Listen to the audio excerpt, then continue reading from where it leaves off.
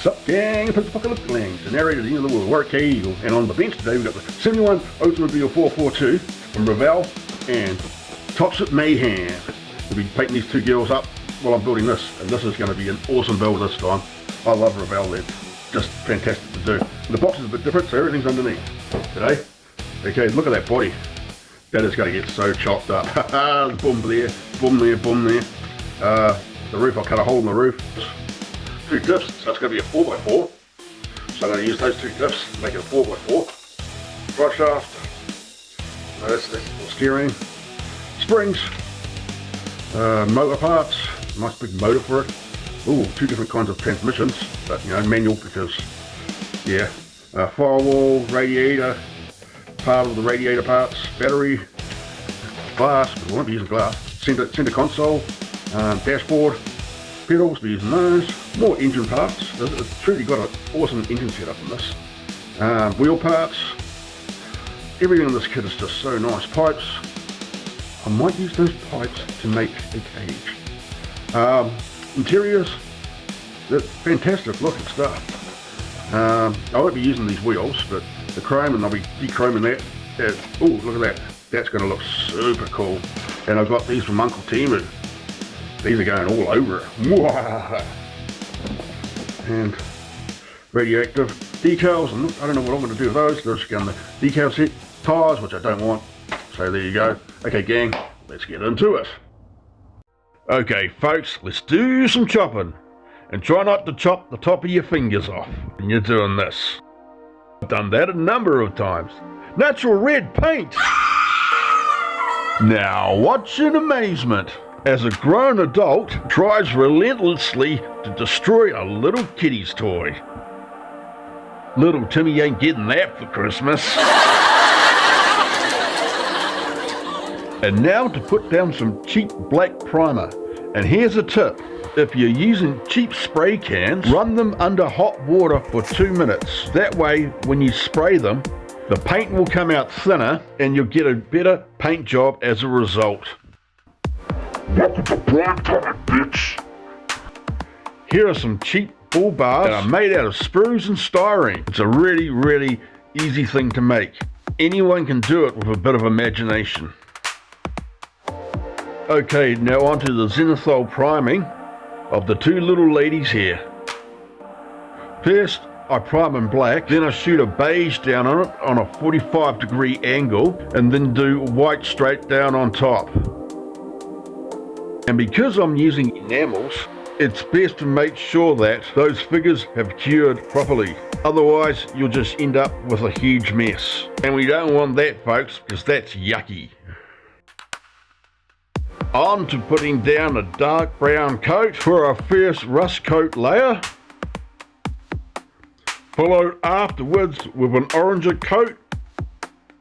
And just do all kinds of different randomizations of all kinds of reds, browns and oranges. There is no strict formula here, gang. Just experiment as you please. Rust is an easy mistress. She's all looking pretty good so far.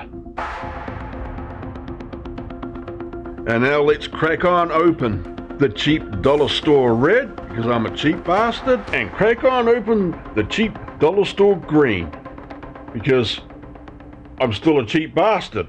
And now, folks, as always, protect your work with a clear coat. This will save you a lot of heartache, because you don't want to screw the pooch. And while that's all drying, let's get onto these figures, eh? And the first thing I do when I always paint figures is I paint the faces first. Oh, god damn it. The cat's covered my figures in bloody fur. And when you do a Zenithal priming, all you really got to do is just glazes over the top, and after that, do highlights and then washes, and marry it all together with a matte clear coat. As you can see, we're putting down the brown enamel first on top of the Zenithal. This is really going to make a big difference with the shadows. They'll make those shadows more noticeable. And we pretty much go all over the figure of this. Now we put down a red on the jacket. You know, like red like my anger. When people cut me off on the motorway. For the top coats, I'm putting down glazes, giving her hair a nice brown leather for her pants. Doing a lot of brown for her backpack and a gunmetal grey for her gun. I like my woman like I like my cups of tea. 2 legs and blonde. And now onto the pirate girl, which I didn't realise was a pirate. LOL! Anyways, I'm going to paint her like she's one of the members of Prince and the Revolution, because I think it's funny. Here we go for a dark blue on her pirate jacket, and here we are making her a brunette today, and I wish I could have given her dreads instead. We're doing purple leather for her pants. I wish I could have given her a raspberry beret, like the kind you find in a second-hand store. Thank you. You're a wonderful audience. Thank you for coming along to the show. And here, since the paint's dried a bit, we're doing highlights to the face, and also doing highlights to the hair, and setting the figures aside to dry. Now to do a coat of hairspray so we can start our weathering effects on the car. And now leave that for an hour or 2 to dry. And now we're back. So now we're going to put down a thin layer of black matte on top. We don't want to do too much of a thick coat, otherwise it's just going to make our lives harder. Work smarter, not harder. Always experiment, folks. It's the only way to learn something new. Now break out the earbuds, and please don't put them in your ears after you finish. You'll probably lose your hearing that way. I find if you let the paint dry for an hour or 2 on top of the hairspray, it makes it just enough pliable to get that paint off and to have your weathering effects look good. And now to put down a clear mat to protect our work, and now to put down these awesome decals that I found on Temu. Thank you, Uncle Temu.